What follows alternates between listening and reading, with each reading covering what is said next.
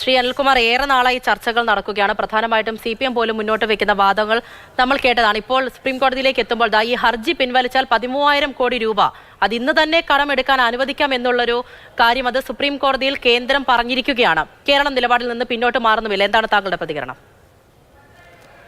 കേരളത്തിന് കേന്ദ്രത്തിന്റെ ഔദാര്യങ്ങളൊന്നും ആവശ്യമില്ല. നമ്മുടെ രാജ്യത്തിന്റെ നിയമവ്യവസ്ഥയ്ക്കുള്ളിൽ നിന്നുകൊണ്ടാണ് സംസ്ഥാന സർക്കാർ പ്രവർത്തിക്കുന്നത്.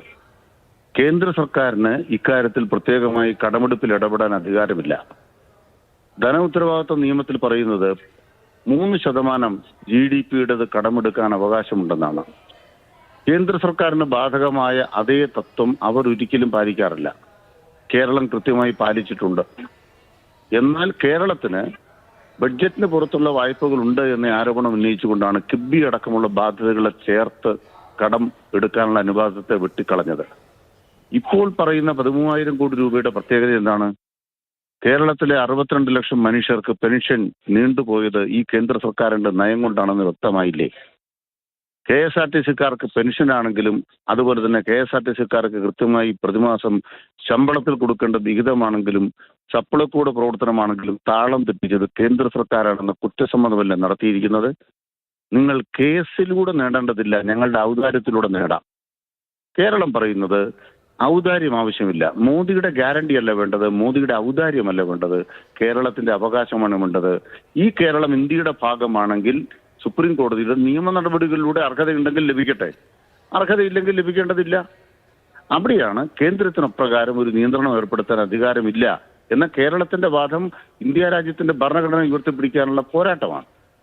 വെറും 13,000 കോടി രൂപയുടെ ഏതെങ്കിലും വിഷയമല്ലിത്. എന്തിനാണ് കേന്ദ്രം ദുരഭിമാനം വെടിയണം? സുപ്രീം കോടതി എന്ന് പറയുന്നത് ഇന്ത്യയുടെ കോടതിയല്ല, പാകിസ്ഥാന്റെ സുപ്രീം കോടതിയല്ലല്ലോ, ഇന്ത്യയുടെ സുപ്രീം കോടതിയാണ്.